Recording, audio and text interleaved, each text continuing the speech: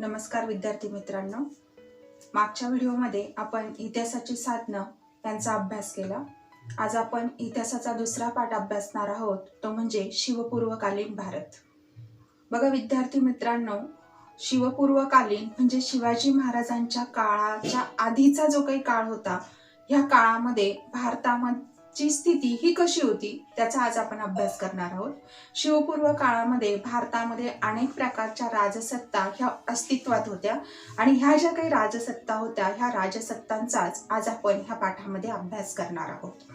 8व्या शतकामध्ये पाल हे बंगालमधलं एक अतिशय प्रसिद्ध असं राजघराणं होतं आणि गोपाल हा ह्या पाल सत्तेचा किंवा पाल घराण्याचा पहिला राजा होता। गोपाल हा परंपरागत हे जे काही पाल घराणं होतं, हे पाल घराणं हे परंपरागत राजपूत जमीनदार होते। ह्या गोपाल ह्या पहिल्या राजानंतर ह्या घराण्यामध्ये धर्मपाल, त्याचप्रमाणे देवपाल आणि महिपाल असे हे राजे हे होऊन गेले। हे सर्व राजे हे पराक्रमी होते, त्यांनी आपली सत्ता ही ह्या बंगालमध्ये प्रस्थापित केलेली होती।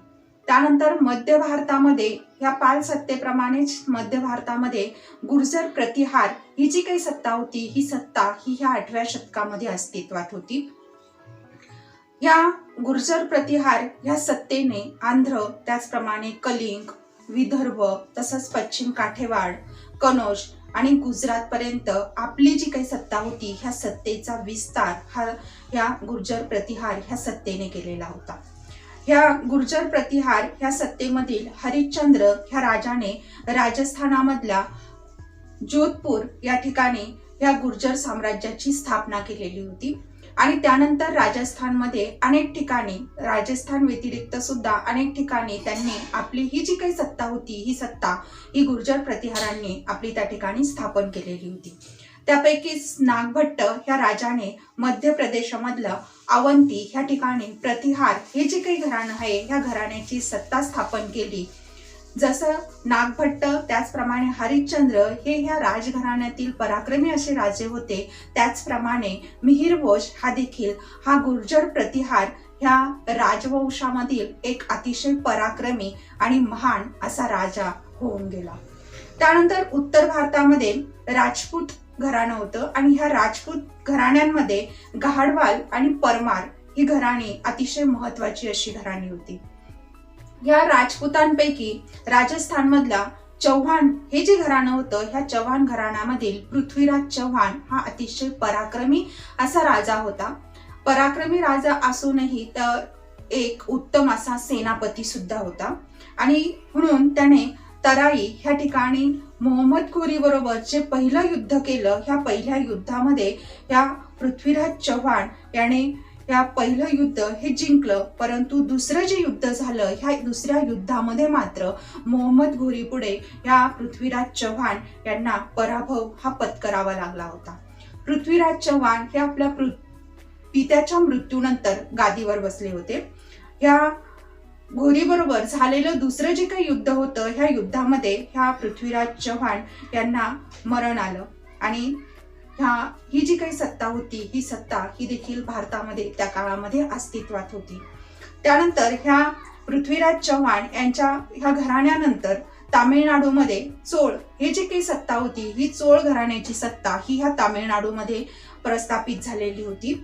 ह्या चोळ घराण्यामधला पहिला राजराज याने बंगाल आणि मगध हे जे काही प्रदेश होते, ह्या प्रदेशांमध्ये आपली चोळ घराण्याची सत्ता ही प्रस्थापित केली। त्याचप्रमाणे पूर्व भारत आणि ओडिसा ह्या प्रदेशांमध्ये सुद्धा, या प्रदेशांवरती सुद्धा ह्या पहिला राजराजने आपलं नियंत्रण हे ठेवलेलं होतं। पहिला राजराज हा ह्या घराण्यामधला अतिशय पराक्रमी असा राजा होता। ह्या पहिला राजराज नंतर त्या ठिकाणी पहिला राजेंद्र हा राजा झाला। पहिला राजराजचा मुलगा पहिला राजेंद्र याने सुद्धा आपल्या पित्याचं जो काही साम्राज्य विस्ताराचं धोरण होतं, हे साम्राज्य विस्ताराचं धोरण हे पुढे चालूच ठेवलं आणि ह्या चोळ घराण्याने आपलं जे काही आरमार होतं, ह्या आरमाराच्या जोरावरतीच मालदीव बेट आणि श्रीलंका हे जे काही प्रदेश होते, हे प्रदेश सुद्धा जिंकून घेऊन त्यांचा आपल्या साम्राज्यामध्ये समावेश हा केलेला होता।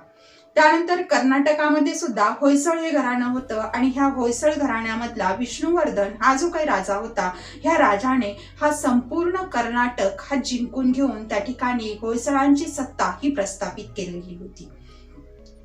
या 8व्या शतकामध्ये महाराष्ट्रामध्ये सुद्धा राष्ट्रकूट ही जी काही घराणं होतं, ह्या राष्ट्रकूट घराण्याची सत्ता होती आणि ह्या राष्ट्रकूट घराण्यामधला गोविंद तिसरा हा एक अतिशय पराक्रमी असा राजा होता आणि तो ध्रुव राजाचा मुलगा होता. त्याच्या कारकिर्दीमध्ये राष्ट्रकूटांची जी काही सत्ता होती, ही सत्ता ही जवळपास कनौज पासून रामेश्वर पर्यंत पसरलेली होती.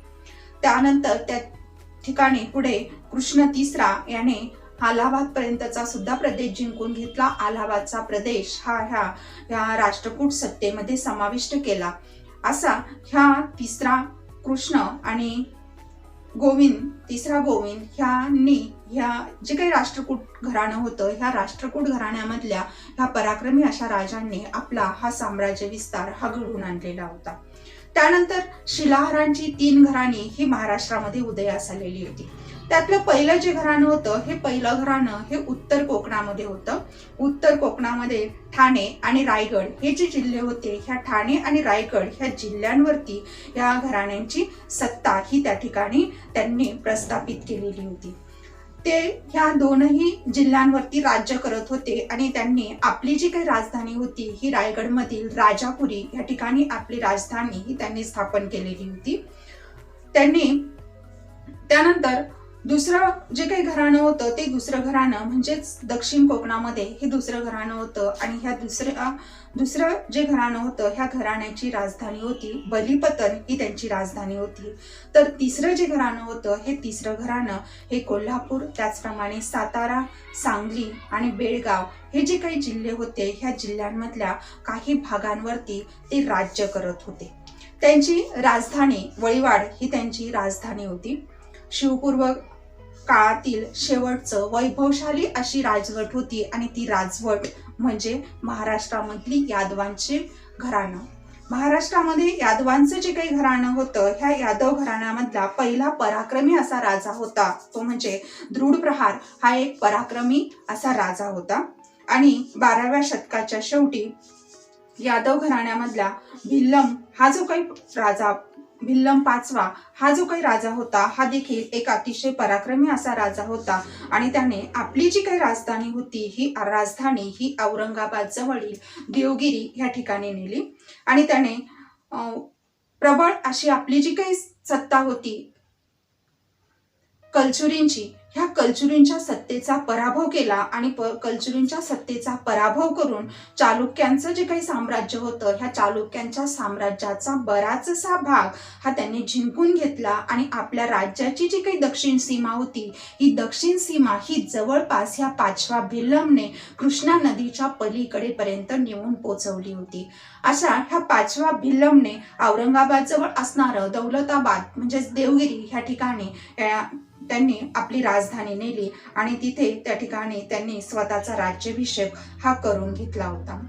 यादवांचा हा जो काही काळ होता, हा काळ हा मराठी भाषा आणि मराठी भाषेमधलं असणारं जे विपुल असं साहित्य आहे, या विपुल अशा साहित्याचा सुवर्ण काळच मानला जातो. कारण ह्याच काळामध्ये महाराष्ट्रामध्ये महानुभाव आणि वारकरी हे जे काही संप्रदाय होते, ह्या महानुभाव आणि वारकरी संप्रदायाचा उदय हा ह्याच यादव काळामध्ये घडून आलेला होता. अशा ह्या भारतामध्ये उदयास आलेल्या अनेक सत्ता आपण अभ्यासल्या. त्यातली पहिली सत्ता होती पाल सत्ता. त्यानंतर आपण अभ्यासली ती गुर्जर प्रतिहारांची सत्ता.